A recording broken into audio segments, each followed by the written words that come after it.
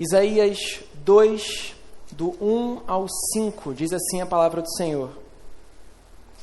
Palavra que em visão veio a Isaías, filho de Amós, a respeito de Judá e Jerusalém. Nos últimos dias, o monte do templo do Senhor será estabelecido no alto dos montes, e se elevará sobre as colinas, e para ele afluirão as nações.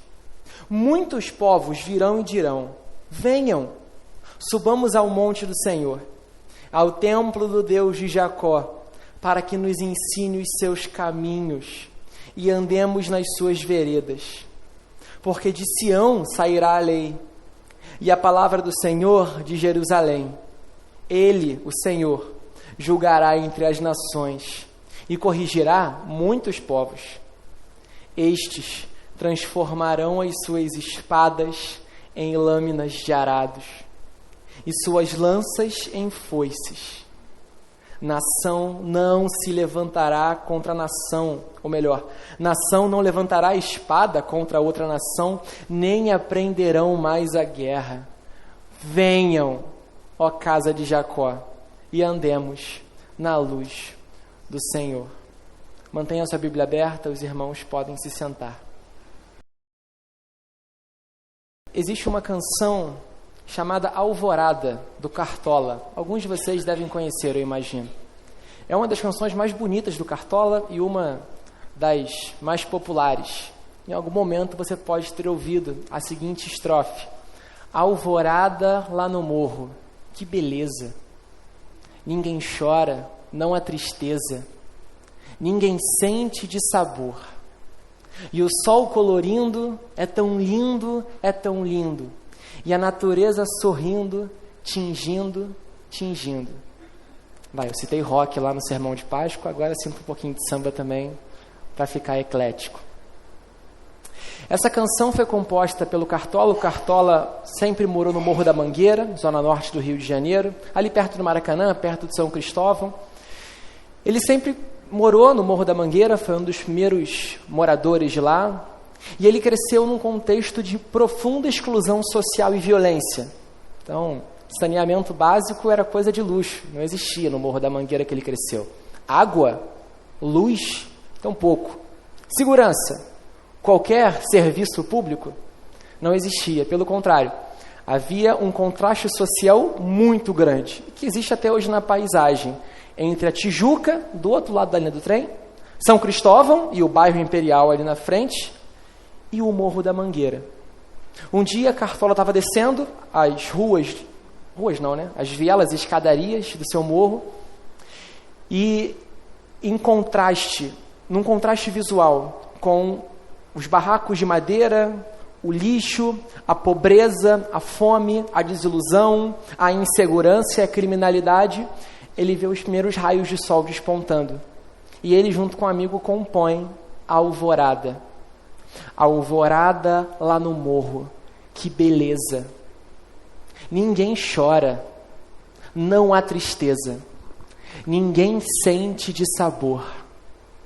O sol colorindo é tão lindo, é tão lindo. E a natureza sorrindo, tingindo a alvorada. O contexto que ele cresceu e o contexto que ele vivia é de choro, de tristeza, de dissabor, de lamento. Mas a sua canção, como o samba, não esse samba de agora, esses troços que toca na FM o dia aí, mas o samba de maneira geral e a música do Cartola, ele visa pegar a dor do cotidiano, a tristeza, o lamento, e não ignorar, mas transformar poeticamente em esperança e alegria, de modo que no mais profundo desespero, na mais profunda dor e na mais profunda desigualdade, o pintor, com a sua poesia, Cartola pinta na mente dos seus conterrâneos de Mangueira um novo horizonte, uma alvorada que vem surgindo. Numa paisagem tenebrosa da noite escura, os primeiros sinais da alvorada trazem profunda esperança. E perceba que a canção não se trata de um futuro. Ele não está dizendo, a alvorada vai chegar, e quando chegar lá vai ser uma beleza. Ele está cantando quando a alvorada já chega. No sentido metafórico, interpretando essa canção, a gente olha para a profunda tristeza, desigualdade. E a mangueira de hoje é bem mais violenta que a mangueira da época de Cartola. Como o Chapadão de hoje, como a Coreia de hoje, como o Muquiço de hoje, como as tantas favelas que cercam o Rio de Janeiro hoje são tão mais violentas e tão mais desiguais. E o Rio de Janeiro hoje é tão mais violento e tão mais desigual.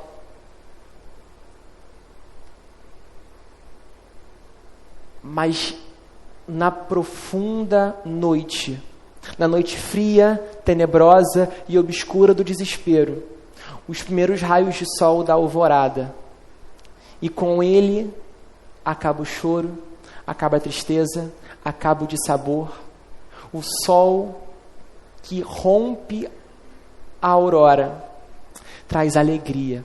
Perceba então que a canção não se trata só de um futuro, mas se trata de um presente. Enquanto a canção está sendo cantada, essa alvorada chega, e mesmo em meio à noite tenebrosa, é como que o sol da justiça invade o presente, e a alvorada já pode ser sentida, mesmo em meio à noite.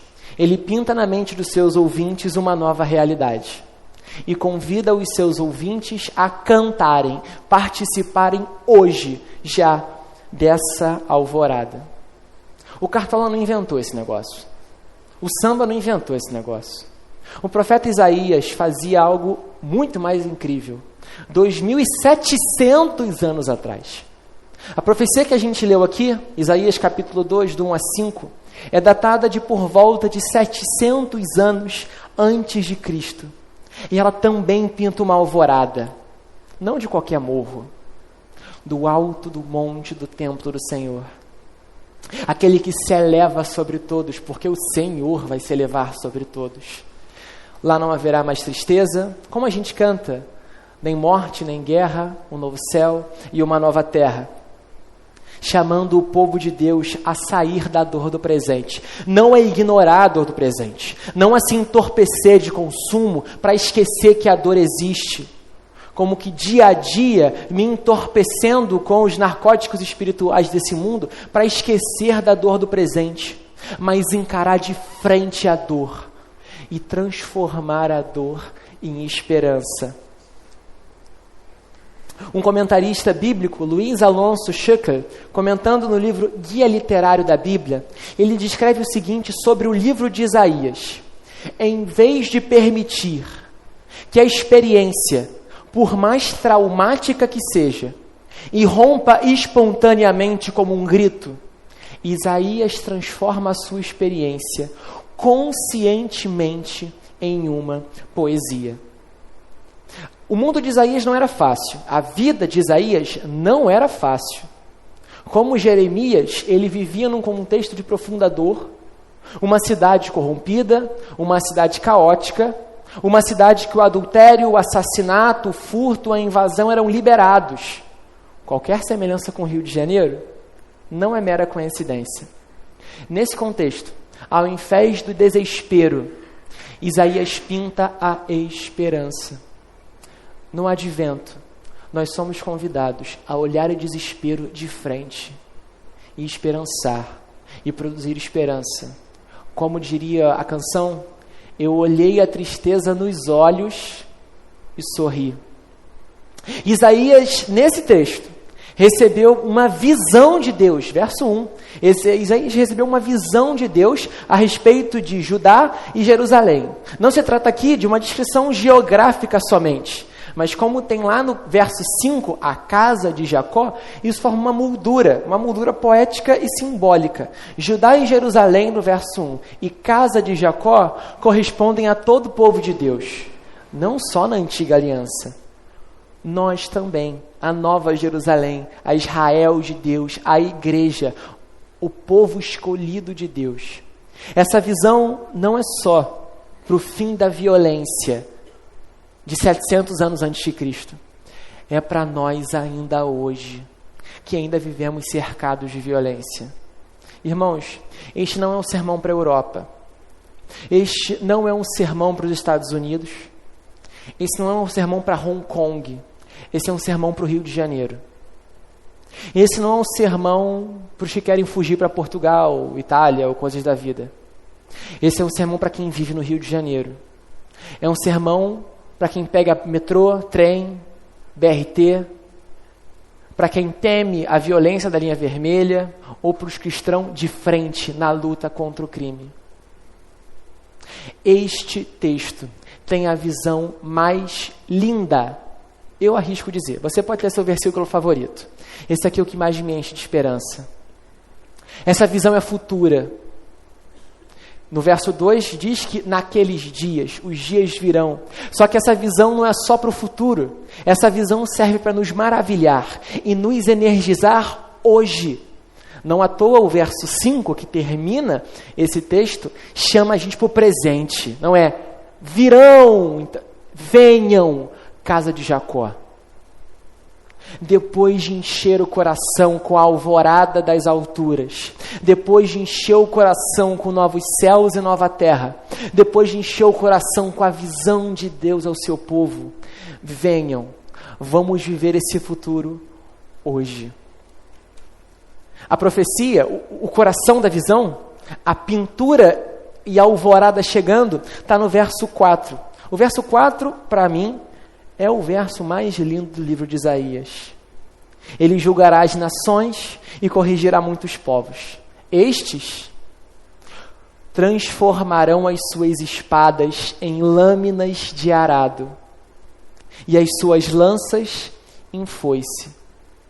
Num contexto tribal e num contexto rural de Jerusalém da época, entende? É uma cidade, mas é uma cidade que não vive só da sua economia urbana, ok? A Jerusalém de 2000 anos atrás é uma cidade ainda no ambiente rural. E a maior parte de Israel morava no ambiente rural. Se nós lêssemos isso aqui, sei lá, no interior, na roça, isso ganharia sentido. Para a gente, você anda por aí e vê uma enxada, vê uma foice, não faz sentido. Para a gente, no ambiente urbano, esta é a força dessa visão. Estes derreterão os seus fuzis e com esse metal farão bancos de praças para sentarem, conversarem e jogarem dama. Eles derreterão as suas munições e com o metal derretido vão construir escorregadores, balanços, parquinhos, gangorras, traves de futebol para as crianças brincarem. Gente, essa é a visão que o poeta pinta para a gente. Isaías é um artífice da palavra. Antes de mais nada, isso aqui é muito bonito, tá? Muito bonito. Luiz Alonso Schöckel, esse cara que eu comentei, que tem um comentário, ele faz um capítulo no livro Guia Literário da Bíblia. A Bíblia é um dos livros... É o livro mais bonito que você pode ler. Tem muito livro bonito, tá? Muito livro bonito. Você já deve ter lido alguns. Quando você olha para a Bíblia, com a beleza da própria Bíblia, gente, imagina a cena. Se alguém tiver talento para pintura, ChatGPT não vale, tá? Se alguém tiver talento para pintura, tenta pintar essa cena. No ambiente rural, os guerreiros que guerreiam com as suas espadas e vivem pelas suas espadas, não faz mais sentido porque não tem mais guerra. Ninguém vai mais aprender a arte da guerra. Acabou. Sun Tzu e a arte da guerra vão ser aposentados. Todas as academias militares serão aposentadas. Não haverá mais necessidade de guerra, porque as lâminas serão convertidas em arados.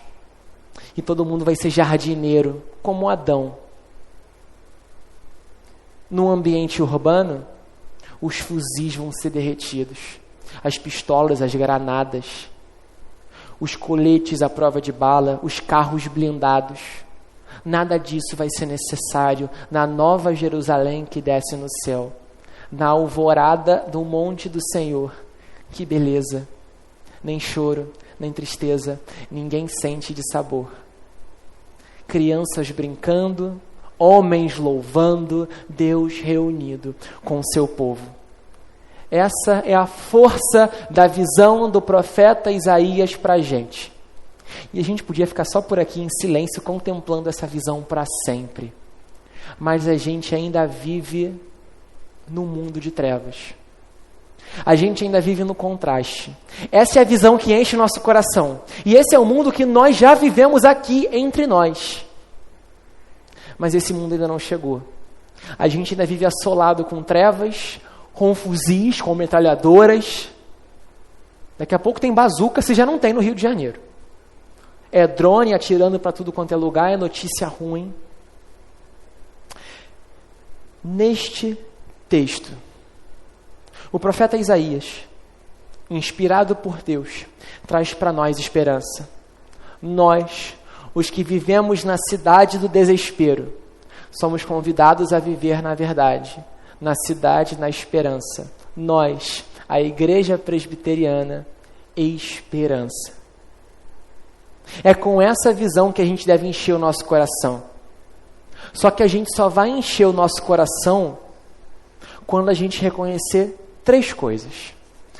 As 3 estão no verso 3 deste texto. A primeira é que precisamos atender a vocação divina e ir até Deus. Vinde e subamos o monte do Senhor. A segunda coisa é que a gente tem que abrir mão das nossas certezas e deixar que Deus nos ensine os seus caminhos. Vinde, subamos ao monte do Senhor, para que Ele nos ensine a sua lei.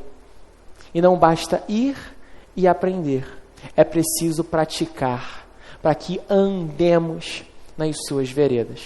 O caminho do nosso sermão vai ser, primeiro, nos contextualizar na visão de Isaías. Depois, os 3 imperativos. Vinde, aprendamos, andemos. E por fim, nosso coração vai se encher de esperança com novos céus e nova terra que Jesus tem para a gente. Contextualizando então Isaías 2 dentro do livro, essa visão se trata sobre o futuro. O contraste do capítulo 2, se você já leu Isaías alguma vez, se não, fica o dever de casa para hoje à tarde ainda. Isaías capítulo 2 é um contraste completo com Isaías capítulo 1. Em Isaías capítulo 1, a gente tem o início da visão de Isaías que começa num lamento, ou melhor, um tom de acusação. Isaías, se fosse uma música, não começa a sua introdução crescendo, devagarzinho. Ele já começa na orquestra com os metais imponentes. Vira a página da sua Bíblia, põe Isaías capítulo 1. Olha comigo. A visão de Isaías, filho de Amós, verso 2. Isaías capítulo 1, verso 2. E escutem, ó céus, e ouçam, ó terra, porque o Senhor é quem fala. Criei filhos e os fiz crescer, mas eles se revoltaram contra mim. O boi conhece o seu dono e o jumento o lugar onde lhe dão comida, mas Israel não tem conhecimento. O meu povo não entende. Ai desta nação pecadora, deste povo carregado de iniquidade. São descendência de malfeitores, filhos que praticam o mal. Rejeitaram o Senhor, desprezaram o Santo de Israel, voltaram para trás. Percebe que o profeta Isaías não começa falando, ouvi, ó Israel. Israel é um filho rebelde que tapou os ouvidos ao seu pai. Então ele começa falando aos céus e à terra, porque Israel não quer nem ouvir. Ouça, ó céus, ouça, ó terra, porque o Senhor fala e o meu povo mal consegue ouvir. Os alto-falantes deste mundo estão tão altos que o meu povo não consegue mais ouvir a minha voz. Tapa os ouvidos para mim. O boi conhece o seu dono. O jumento é mais inteligente que Israel. Só para não ficar nenhuma dúvida, Israel aqui não tem nada a ver com Israel de hoje, tá? É o Israel bíblico, 2.700 anos atrás. Ainda que os Israel de hoje, que não conhecem a Jesus, que são a maioria, são tão ouvidos tapados quanto o Israel antigo, porque não escutam do Senhor Jesus. E a maioria de Israel atualmente. O povo não entende. E no verso 4, ele faz 4 declarações sinônimas. Os profetas sempre fazem paralelismos, sinônimos. Só que aqui tu tem um paralelismo de 4, no verso 4 aqui. Ai desta nação pecadora, povo carregado de iniquidade, e é uma crescente, descendência de malfeitores, filhos que praticam o mal, rejeitaram o Senhor. Quando finalmente Isaías se refere a Israel, verso 10 e 11, ele nem chama Israel pelo nome. Ele chama Israel do pior nome que se pode chamar, Sodoma e Gomorra. Verso 10, príncipes de Sodoma. Ele está falando para Israel. Israel se tornou tão pecadora que se compara a Sodoma e Gomorra no auge dos seus pecados. Escutem a palavra do Senhor. Povo de Gomorra, dê ouvidos à lei, à instrução para a vida do nosso Deus. O Senhor diz: de que me serve a multidão dos sacrifícios que vocês me oferecem? Estou farto dos holocaustos de carneiro, da gordura de animais cevados. Não me agrado do sangue de novilhos, nem de cordeiros, nem de bodes. Israel estava submerso em águas profundas de pecado. Em densas trevas se tornaram cegos e nem percebiam, porque continuavam indo para o templo. Olha só, o profeta Isaías está chamando Israel de Sodoma e Gomorra e está dizendo: vocês vão para o templo, mas não serve de nada. Religião vazia não importa.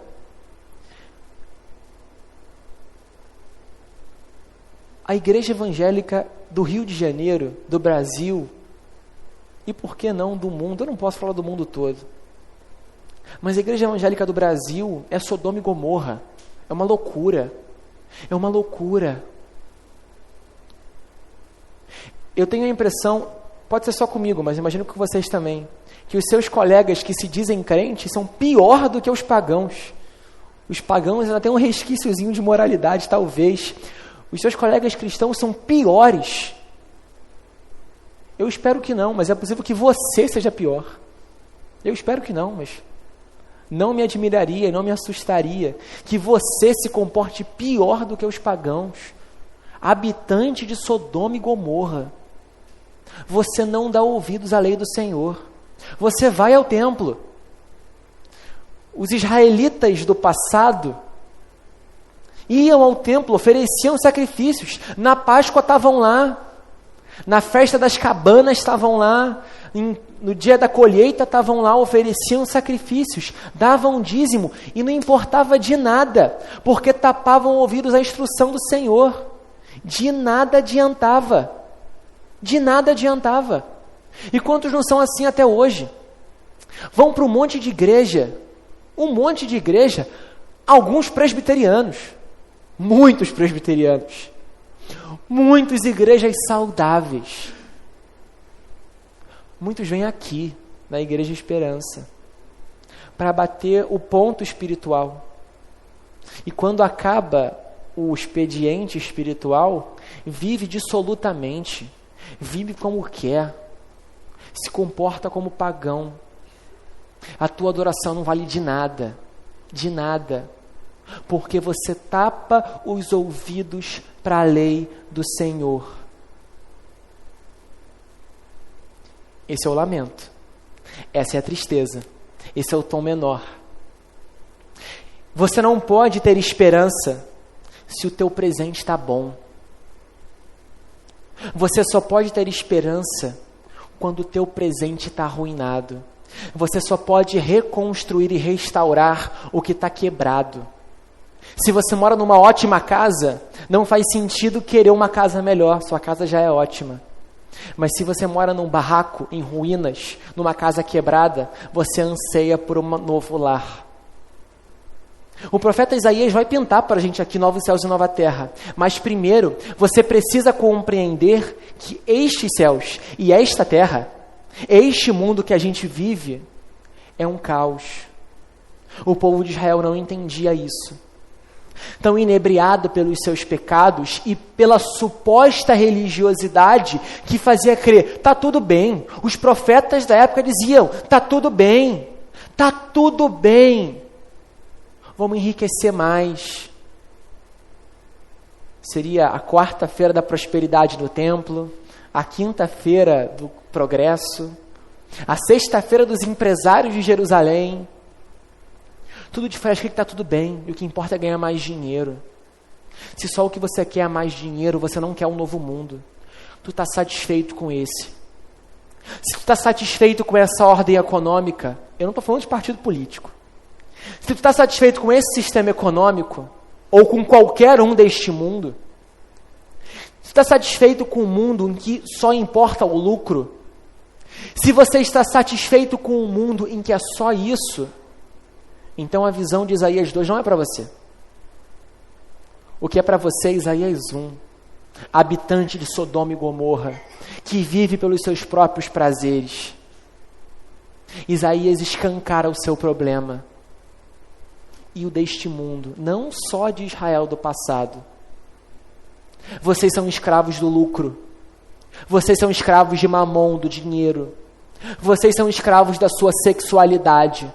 Vocês são escravos do copo de cachaça. Vocês são escravos e não percebem e acham que está tudo bem. Não está. Não está. Antes de pintar os novos céus e a nova terra, você precisa compreender que este mundo jaz no maligno. Precisa tirar a mão da frente dos seus olhos e enxergar a podridão, a putrefação deste mundo. Enxergar as correntes nos seus braços. Ninguém deseja a liberdade até reconhecer que é escravo.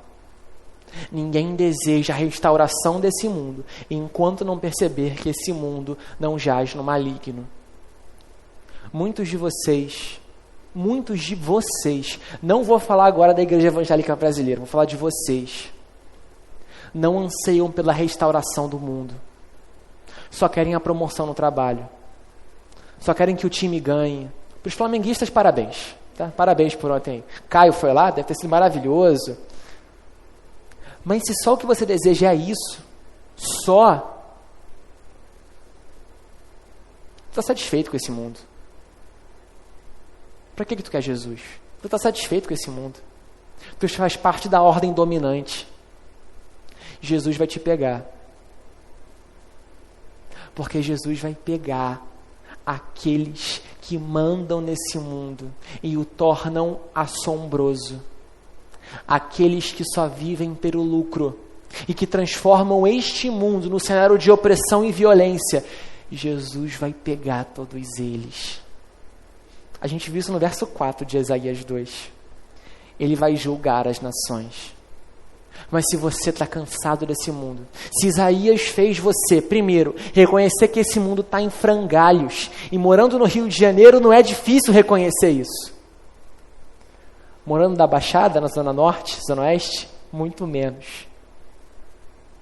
Se você cansou desse mundo, a promessa de Jesus para você é novos céus e nova terra. As trevas não são o fim da história. Sempre há uma alvorada lá no morro. Que beleza. Entramos então no capítulo 2. E depois de Isaías quebrar as nossas pernas com um porrete muito bonito, como a boa poesia de Isaías. Depois de ele quebrar as nossas pernas e tirar toda a nossa esperança desta vida, desta ordem econômica, desta ordem social e política, e você não tem mais nada, tu pergunta para Deus, e agora? Se esse mundo jaz em frangalhos, se esse mundo está quebrado em ruínas, qual que é o mundo que eu vou viver? Palavra que veio em visão a Isaías, filho de Amós, a respeito do povo de Deus, nos últimos dias. Esse é o mundo que Deus vai trazer para a gente. O monte da casa do Senhor, o monte do templo do Senhor, será estabelecido no alto dos montes. Se elevará sobre as colinas, e para ele afluirão, guarda essa palavra, afluirão as nações, todas as nações. Muitos povos virão e dirão: venham, subamos ao monte do Senhor e ao templo do Deus de Jacó. A primeira coisa que você precisa perceber é que este futuro glorioso é o futuro glorioso de Deus. A gente não pode fazer nada para construir esse mundo, porque todas as nossas tentativas de construir um mundo melhor já foram destruídas no capítulo 1. Pensava-se que o progresso econômico e o capitalismo liberal nos levaria ao mundo do progresso. E o que a gente vê é desigualdade social, desigualdade econômica e os poderosos desse mundo agora querendo enriquecer cada vez mais. Já se tentou algumas vezes acabar com o capitalismo liberal com experiências socialistas. Isso só levou a mais destruição, a mais guerra, a mais fome, a mais violência. Os anarquistas dizem que o problema é o Estado. A anarquia não levou a lugar nenhum. O anarcocapitalismo, tão pouco. O capitalismo liberal, o socialismo, a anarquia, nenhum sistema político-econômico foi capaz de trazer progresso efetivo para esse mundo. Pelo contrário, parece que é uma escalada de tento resolver um problema, trago mais violência e desespero. Mas Deus tem um futuro glorioso. Nenhum futuro que você pode fazer trará um futuro glorioso. Esse futuro é descrito como o monte do templo do Senhor, se elevando sobre todos. Na continuidade do capítulo 2, a gente vai ver que todo o orgulho vai ser derrubado. E só o Senhor será exaltado naquele dia. Se eu não estou enganado, versos 11 e 17 do capítulo 2. Você pode conferir aí. A ideia de só o Senhor será exaltado é pintado por Isaías na elevação do monte do templo do Senhor. Não se trata literalmente do que vai acontecer, mas é uma pintura, a mesma pintura que a gente vê em Apocalipse 21 e 22. O Senhor Jesus descendo, a igreja do Senhor glorificada, e não haverá mais guerra nem violência. E para esse monte, então você imagina uma pintura se desenhando aqui, o monte do templo do Senhor, o monte Sião, e para esse monte afluirão as nações. Afluir é uma linguagem de rios, certo? Os rios fluem ou afluem, tem um afluente. Normalmente, se você estudou o mínimo de geografia na sua escola, os rios descem dos montes. E aí começam os afluentes para os rios. Já viu algum rio que aflui monte acima? Tá, tem o Caverna do Dragão, né? Na Caverna do Dragão tinha lá o rio que sobe. Mas, você lembra? Você já viu algum rio que sobe monte acima? Você percebe então que as nações afluindo ao Monte Sião não é um caminho natural. É um caminho sobrenatural. Ninguém vai ao monte do Senhor porque estou com vontade de ir no monte do Senhor. Não. É um chamado sobrenatural para afluir ao monte do Senhor. É Deus que te chama. Deus vai chamar gente de tudo quanto é lugar da terra. Deus vai chamar gente aqui de Nova Iguaçu. Vai chamar gente de Belfor Roxo, olha só. Brincadeira aos belforrochenses. Vai chamar gente de Coelho Neto, da Pavuna. Vai chamar gente do Afeganistão. Vai chamar gente da Coreia do Norte. Do Alasca à Antártida. Sei lá se tem alguém morando na Antártida, os pesquisadores. Deus vai chamar gente de tudo quanto é lugar do mundo para afluir ao seu Monte Santo. Trata-se, primeiro, de um chamado sobrenatural. A gente não pode construir um novo mundo, nem uma nova humanidade. Mas Deus está construindo, ou melhor, já propôs uma nova humanidade e um novo mundo. Os que foram chamados por Deus, então afluirão, Os que foram chamados por Deus vão falar assim, vamos. Ninguém tem um estalo do nada e deseja. Primeiro Deus te chama.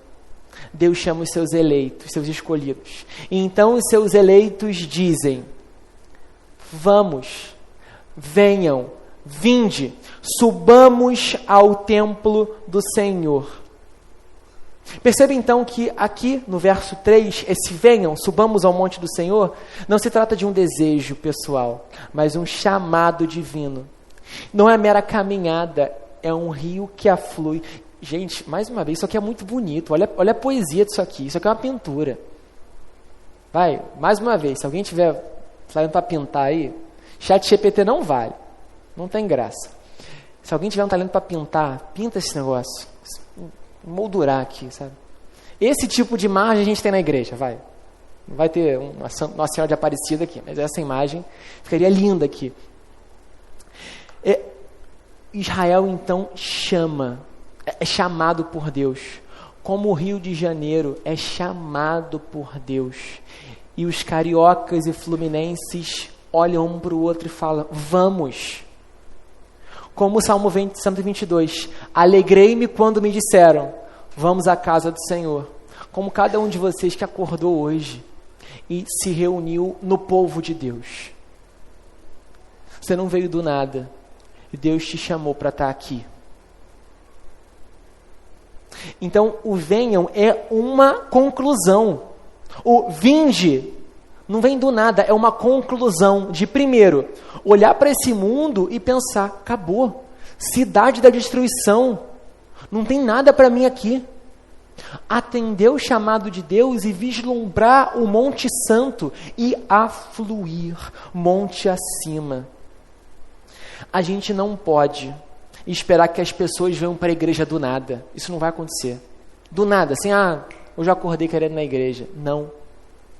Enquanto as pessoas estiverem entorpecidas com esse mundo, igreja não faz sentido. Nova Jerusalém não faz sentido. Só o que ela quer é ganhar na mega da virada e ganhar dinheiro. Porque ela se acostumou com a vida nesse mundo. Curioso é os que tanto falam contra o capital, só querem mais capital e participar do sistema desse mundo. Primeiro, como o profeta Isaías, a gente precisa quebrar as pernas deles num bom sentido. Não vai entender errado, não. Senão vira aquele pastor Tupirani lá, aquele doido. Maldito se desgraça. Aí não, né? A gente tem que pintar no povo de Deus a imagem quebrada desse mundo. E mostrar, ou melhor, a gente tem que quebrar nos nossos colegas, não no povo de Deus. No povo de Deus também. Mas nos nossos colegas, amigos, família, a imagem desse mundo como ele é, quebrado. Enquanto os seus sentidos estão entorpecidos, alguns literalmente com álcool, drogas, outro com sexo, outro com dinheiro, ou com preocupações vãs desse mundo. O entorpecimento não te faz ver o mundo como ele é. Tira o véu do entorpecimento e pinta a imagem desse mundo como é. Sodoma e Gomorra, loucura, maluquice, violência. Então, pinta o novo mundo de Deus. E aí você fala, quer participar disso comigo? Não está cansado desse mundo vazio, dessa vida estéril que não produz nada? Deixa eu te mostrar como será o monte do templo do Senhor. Primeiro, então, Deus nos chama para afluir. Então a gente percebe, vamos subir o templo do Senhor. Vamos subir os degraus do templo do Senhor com alegria. Vamos afluir rio em cima cantando louvores, cantando ó vinde adoremos. Cantando, ó poderosos que hoje governais, cheios de orgulho, o Deus que é santo fala, curvai diante do Redentor, como a gente cantou aqui. Não basta, porém, ir ao templo do Senhor. O verso 3 tem outro imperativo, para que nos ensine dos seus caminhos. Ir ao templo não produz nada. Ir ao templo, os israelitas faziam. Você não viu lá? Eles iam ao templo. Só que o sacrifício não valia de nada. Via a igreja, não vale de nada. Abrir a Bíblia não vale de nada. Cantar, participar da ceia do Senhor, ser batizado em si mesmo, não vale de nada, a não ser que você vá para aprender do Senhor. O chamado de Deus não é vir para consumir, como eu falei semana passada. O consumismo te cega. O chamado de Deus é vir para aprender do Senhor. Ou melhor, não para aprender do Senhor, mas que o Senhor nos ensine. Percebe como tem uma voz passiva aqui, lindíssima, para que nos ensine dos seus caminhos. Não somos nós que aprendemos de Deus, mas Ele que nos ensina. Não existe autodidata na fé cristã, porque para aprender do Senhor é preciso de humildade, ou melhor, a humilhação de se reconhecer como pó da terra diante do eterno, infinito, imortal. Pó da terra diante do Criador que nos fez. É assim que vamos ao eterno, como pó da terra para que Ele nos molde. Com os cadernos abertos, corações abertos. A Cristo traze coração aberto, como a gente cantou. Corações abertos para que Ele nos ensine. Os que não abandonam a própria autossuficiência não irão a Deus. Os que não abandonam a autossuficiência não podem aprender seus caminhos. Continuam em Sodoma e Gomorra. Continuam na cidade da destruição. Não pode haver arrogância na vida cristã. Eu não estou dizendo de arrogância no sentido de ser arrogante com o seu irmão, mas no sentido de achar que você sabe tudo, que é só pegar isso aqui e estudar. Tem um monte de acadêmico que lida com isso aqui melhor que você. Eu te garanto, tá? Melhor. Tem um bandista e candomblessista que conhece mais da Bíblia e dos evangelhos que você. Tem crítico literário ateu que conhece mais do grego e hebraico do que você. Mas eles continuam com os olhos tapados para Jesus. Você, que foi humilhado e reconhece a sua condição de não só humilde, mas a condição de humilhado, você vai aprender de Jesus, porque Ele mesmo vai te ensinar. Subamos ao ponte do Senhor, não para aprender como autodidata, mas para que Ele nos ensine. E não basta só ir para aprender. O final do verso 3. E andemos nas suas veredas. Tem um paralelismo aqui então, ok? Para que Ele nos ensine. Na poesia hebraica, a rima não é rima como a gente conhece, né? Pensa numa poesia qualquer. Minha terra tem palmeiras como canto o sabiá, e as aves que grojeiam como lá. Isso é poesia para a gente. A poesia hebraica, ela é composta de paralelismos, em que a primeira sentença rima com a segunda. São sinônimos. Isso é a poesia hebraica. Isso é que Isaías está fazendo aqui. Para que nos ensine os seus caminhos e para que andemos nas suas veredas. Caminhos e veredas são sinônimos. Paralelismo, rima. Para a Bíblia, aprender e andar é sinônimo. Não faz sentido vir até aqui, ouvir esse sermão e sair sem praticar. Como Tiago, irmão de Jesus, disse, não sejam somente ouvintes, mas praticantes da palavra. Vamos para que Ele nos ensine e andemos nas suas veredas. O chamado de Deus é para ir, aprender e praticar. Ir, atendendo à vocação, aprender como humilhados que aprendem do seu mestre e praticar para mudar de vida. E depois que praticarmos,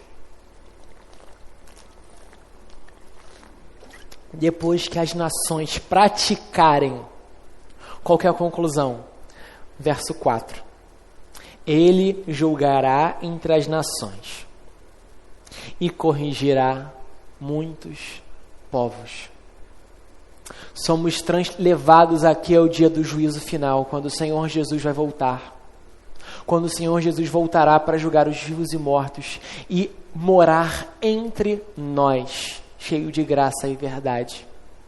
Quando a noite enfim vai terminar e o sol nascente das alturas, como diz Malaquias, quando a alvorada virá na cidade que não vai ter mais noite, como diz Apocalipse 22. Quando esse dia chegar e ele virá para julgar os vivos e os mortos, os que mandam neste mundo serão julgados. Ou melhor, todos serão julgados. Todos nós seremos julgados. Em um julgamento, os advogados da casa me digam melhor. Estão os dois lado a lado ainda.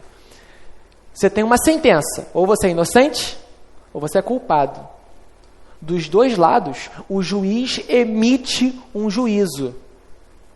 Só existem dois juízos. Ou você é culpado diante da lei de Deus, ou você é inocente diante da lei de Deus. Todos nós somos por direito e justiça culpados diante da lei de Deus. Isaías nos diz isso muito bem no capítulo 1. E olhando para o nosso próprio coração, nós somos condenados diante do tribunal divino. Nós somos culpados por pecar contra o Eterno. E a única punição justa para pecadores diante do Eterno é o inferno eterno. É a ira de Deus contra os seus pecados. Essa é a justiça de Deus sobre toda a humanidade. Isso seria plenamente justo diante de você. Mas Deus, com amor e graça, Deus proporciona o seu Filho Jesus. Ele na cruz absorve sobre o seu corpo todos os seus pecados e toda a punição divina sobre os seus pecados. O inocente no lugar do culpado. E te transforma agora em inocente. Te transforma agora em justo. Você que reconheceu a sua falência existencial, que reconheceu que não tem nada, você não tem nada, só pecado na conta, mas que entrega a sua conta suja do jeito que está para o único capaz de redimir e perdoar. Você que entrega a sua vida ao Senhor Jesus, vê todos os seus pecados perdoados. E diante do tribunal divino, a sentença contra você é inocente, justo, justificado. Você nunca pode esquecer disso. Se você confessou os seus pecados diante do Senhor e acredita que o Senhor Jesus perdoou todos os seus pecados, neste julgamento aqui, no verso 4, ele julgará entre as nações. Você pode ir com alegria, porque a tua sentença é de perdoado. Você pode ir com alegria, porque você vai ao tribunal receber a justa sentença sobre você, perdoado. E isso é justo, porque Jesus pagou o teu crime. Jesus perdoou todos os seus pecados, até os que você ainda vai cometer. Essa é a loucura do Evangelho, essa é a alegria do Evangelho. Isso é muito bom, cara. Mais uma vez, isso aqui é lindo demais. Diante desse tribunal, nós, os que fomos chamados, afluímos ao monte do Senhor, nos sentamos aos pés de Jesus e aprendemos da sua instrução e praticamos agora a instrução para a vida. Diante deste julgamento, seremos declarados inocentes. Nós já fomos declarados inocentes com a morte e a ressurreição de Jesus. E agora, para a gente agora, Ele corrigirá a nós. Os nossos comportamentos e vícios serão corrigidos. E a conclusão e a pintura final, estes transformarão as suas espadas em lâminas de arados e as suas lanças em foices. Nação não levantará guerra contra nação. Eles não aprenderão mais a guerra. Isso é verdade para o Rio de Janeiro. Mais uma vez, esse sermão não é para Portugal. Esse sermão não é para Noruega. Eles têm outros problemas. Violência urbana não é problema deles. O problema deles é crise moral, suicídio, depressão em massa. Para eles a aplicação é outra. Mas para nós, essa é a visão para a gente. Os fuzis serão derretidos. E as praças vão estar cheias de gente, com os bancos de metal que serão produzidos. As munições serão derretidas e fundidas novamente em traves para os velhos jogarem futebol, ou futebol dos coroa de domingo de manhã. Para os que preferem, em cestas de basquete, corrimão para andar de skate, para os que preferem. Praças para as crianças brincarem. Não vai ter mais treinamento policial. Não vai mais precisar. Você não vai precisar mais botar sua vida em risco. Jesus já botou no seu lugar. Esse é o novo Rio de Janeiro que Deus pinta para a gente. Como que do alto do Corcovado, rios de paz descendo e limpando cada viela do Morro da Mangueira, cada corredor do seu escritório, cada mente e coração de cada carioca e cada fluminense. Não aprenderemos mais a guerra. Sabe o jeito de andar do Rio de Janeiro? Não anda com o celular no bolso, anda com o celular dentro da calça? O jeito de dirigir no Rio de Janeiro? Para no sinal já com a primeira engatada para sair logo? Sabe, não passar pelo caminho mais curto, porque ali tem barricada? Não vai ter mais isso. Não vai ter mais isso. Esse é o futuro glorioso que Deus tem para nós. Perceba, isso não é um futuro possível. Não é um futuro... como é que chama? Não é um futuro que pode acontecer. Um futuro opcional. Este é o futuro de Deus. Isaías não viu o que pode acontecer. Isaías viu o que vai acontecer. Nós vemos o que vai acontecer. Esse será o Rio de Janeiro. Quando o Senhor Jesus voltar e limpar este mundo e nos limpar definitivamente para sempre, essa é a cidade que a gente vai morar. Eu não sei se a gente vai morar aqui na eternidade. Vai ter uma eternidade. A gente pode, sei lá, morar em Londres um pouquinho, morar no Afeganistão. Eu não sei como é que vai ser. Não sei. Mas vai ser maravilhoso. Sabe, eu conversava com ela aí um tempo atrás sobre viagem. Viajar é legal, né? Junta um dinheirinho, fazer uma viagem e tal. Mas você não precisa ter pressa para conhecer o mundo todo. Tu vai ter eternidade para conhecer o mundo todo. Sabe, as 7 maravilhas do mundo? Você vai ter muito tempo para ver a Torre Eiffel. As coisas boas desse mundo vão ser aperfeiçoadas. Ou seja, o bom futebol vai ser aperfeiçoado. Aí tu vai ter tempo para ver o Parque dos Príncipes, Wembley, você gosta de futebol. Você vai ter tempo de ver as árvores do Japão. Você vai ter toda a eternidade para ver isso. Para nós, os que viveremos para sempre no novos céus e nova terra, sem barricada, sem fuzil, sem suicídio, sem depressão, sem violência.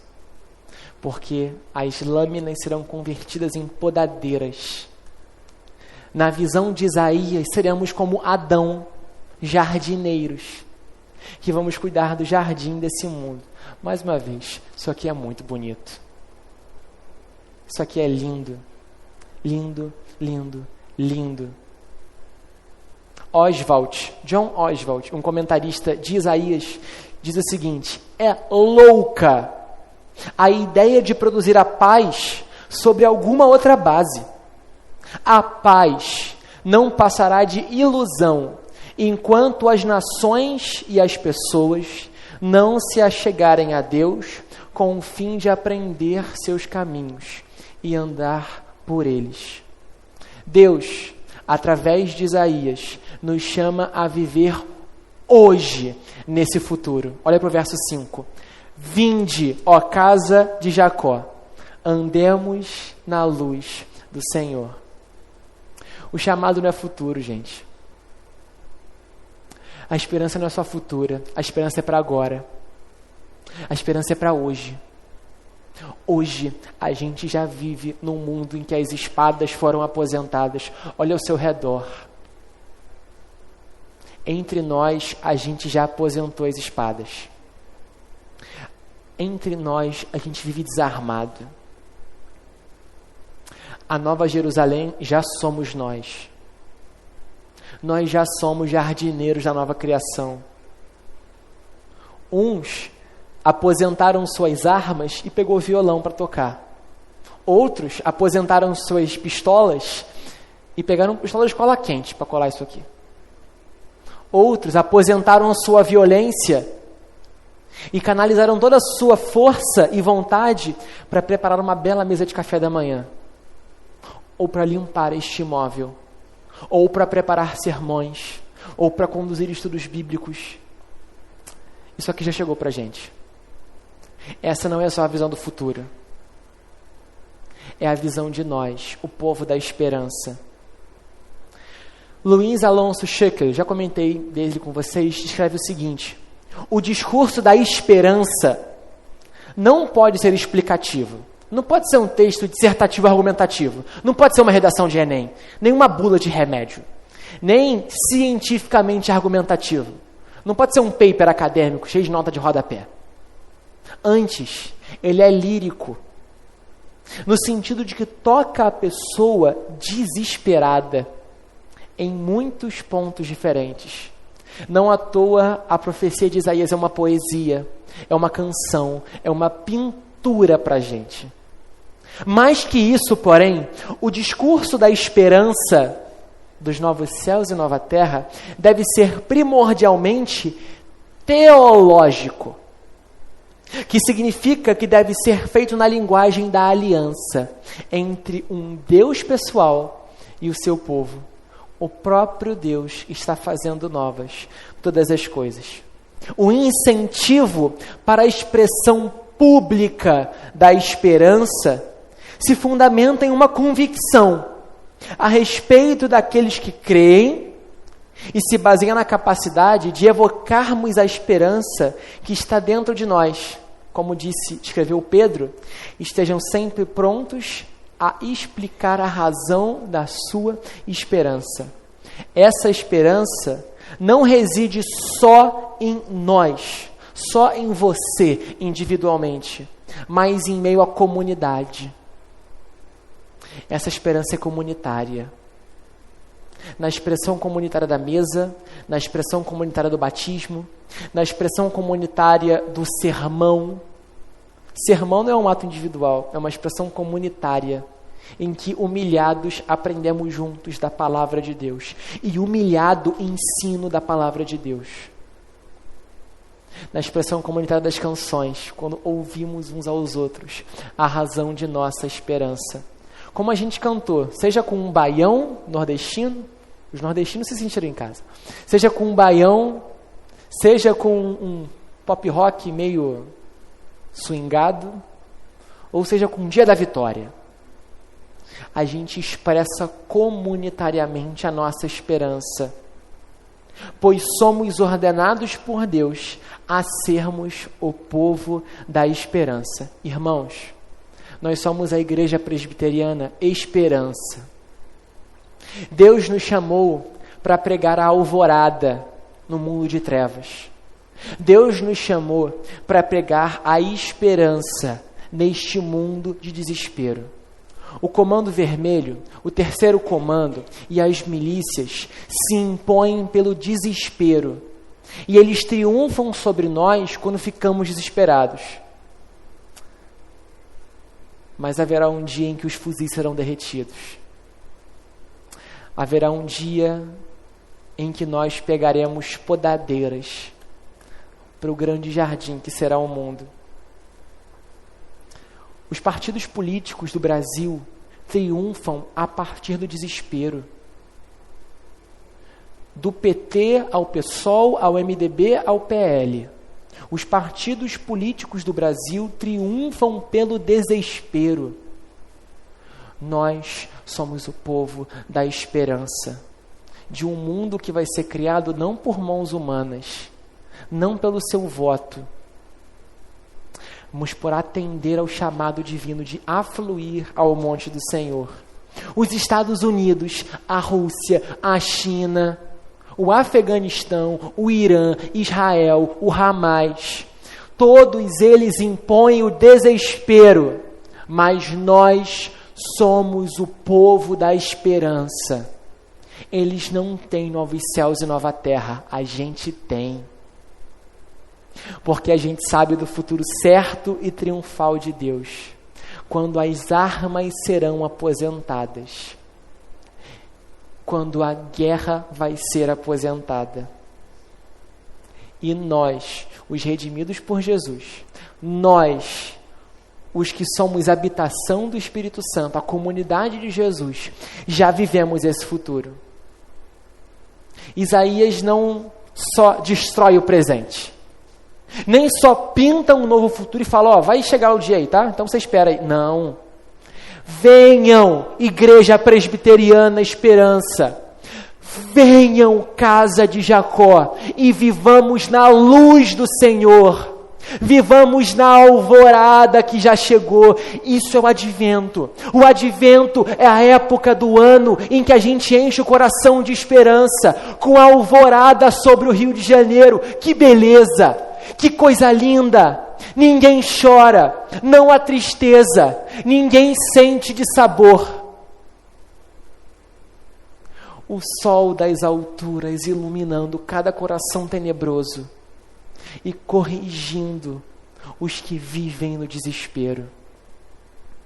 Diante de todo o desespero desse mundo, nós convidamos pessoas a viver na Igreja Esperança.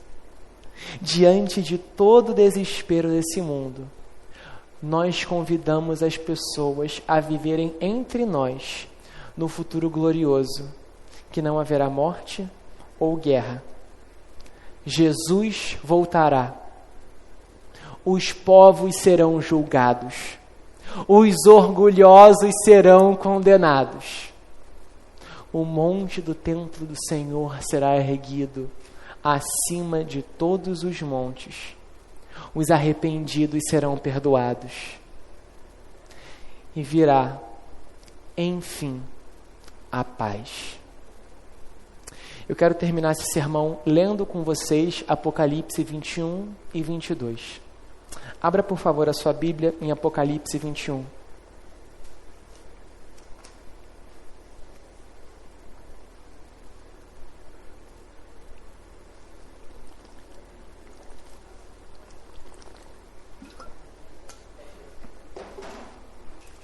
Apocalipse 21 e o início do 22. A última visão de João, as últimas páginas da Bíblia, o desfecho da história. Tudo termina bem. E vi novo céu e nova terra. Pois o primeiro céu e a primeira terra passaram. E o mar aqui simboliza o mal, tá? O mar simboliza o mal em Apocalipse. Como o mar tempestuoso do Êxodo, por exemplo. O mal já não existe.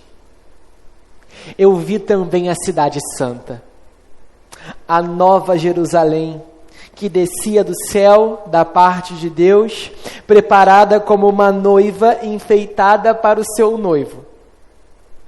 E ouvi uma forte voz que vinha do trono e dizia: Eis o tabernáculo de Deus com os seres humanos. Deus habitará com eles. Eles serão povos de Deus, e Deus mesmo estará com eles, e será o Deus deles, e lhes enxugará dos olhos toda a lágrima. E não existirá mais morte, já não haverá mais luto, nem pranto, nem dor, porque as primeiras coisas já passaram. E aquele que estava sentado no trono disse: eis que faço nova todas as coisas. E acrescentou: escreva, porque as palavras são fiéis e verdadeiras. Disse-me ainda: tudo está feito. Eu sou o Alfa e o Ômega, o princípio e o fim. Alfa e Ômega é a primeira e a última letra do alfabeto.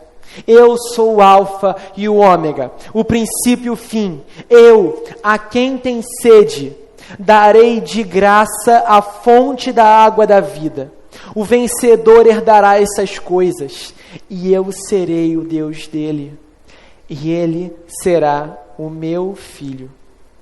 Quanto, porém, aos covardes, aos incrédulos, aos abomináveis, os assassinos, aos imorais, os feiticeiros, os idólatras e todos os mentirosos, a parte que lhes cabe será o lago que está queimando com fogo e enxofre, a saber, a segunda morte. E então veio um dos 7 anjos que tinham as 7 taças, cheia dos últimos 7 flagelos, e falou comigo dizendo: venha, eu vou te mostrar a noiva, a esposa do Cordeiro. E ele me levou no espírito a uma grande e elevada montanha, como vimos em Isaías, o monte do Senhor, que vai se elevar sobre todos os montes. E me mostrou a cidade santa, a Jerusalém que descia do céu, da parte de Deus, a qual tem a glória de Deus. E seu brilho era semelhante a uma pedra preciosíssima, como pedra de jaspe cristalina. Pula para o verso 14. A muralha da cidade tinha 12 fundamentos, e sobre estes estavam os 12 nomes dos 12 apóstolos do Cordeiro. Aquele que falava comigo tinha por medida uma vara de ouro, para medir a cidade e os seus portões e sua muralha. A cidade tinha a forma de um quadrado, de comprimento e larguras iguais. E mediu a cidade com a vara, e tinha 12.000 estádios. 12 é o símbolo do povo de Deus. 1000, o número da perfeição. Nessa cidade tem espaço exato para o povo escolhido de Deus. O seu comprimento e largura são iguais. Mediu também a sua muralha e tinha 144 côvados. 144, 12 vezes 12, a totalidade do povo de Deus. Pela medida humana, o arcanjo usava. A muralha é feita de jaspe, e a cidade é de ouro puro, semelhante a vidro límpido. Pula para o verso 22 comigo. Não vi nenhum santuário na cidade. Para um pouco. Em Isaías, a gente viu que vai ter o templo do Senhor, certo? Vai ter um templo. Qual que é o santuário dessa cidade? Continua comigo aí, verso 22. Não vi santuário na cidade, porque o seu santuário é o Senhor, o Deus Todo-Poderoso e o Cordeiro. A cidade não precisa de sol, nem de lua, para lhe dar claridade, pois a glória de Deus a ilumina, e o Cordeiro é sua lâmpada. As nações andarão mediante a sua luz, e os reis da terra lhe trazem a sua glória. Os seus portões jamais se fecharão de dia, pois nela não haverá noite. E lhe trarão a glória e a honra das nações. Nela não entrará nada que seja impuro, nem o que pratica abominação e mentira, mas somente os inscritos no livro da vida do Cordeiro. E então o anjo me mostrou o rio da água-vida, brilhante como cristal, que sai do trono de Deus e do Cordeiro. Do meio da praça da cidade, de um e de outro lado, está a árvore da vida, que produz frutos 12 frutos, dando o seu fruto de mês a mês. E as folhas da árvore são para a cura dos povos. Essa cura que vai fazer com que as espadas serão convertidas em podadeiras. Nunca mais haverá qualquer maldição. Verso 3. Nela estará o trono de Deus e do Cordeiro. Os seus servos o adorarão, contemplarão a sua face, e na sua testa terão gravado o nome dele. Então não haverá mais noite, e não precisarão de luz lamparina, nem do sol, porque o Senhor Deus brilhará para sempre sobre eles, e eles reinarão para todo o sempre.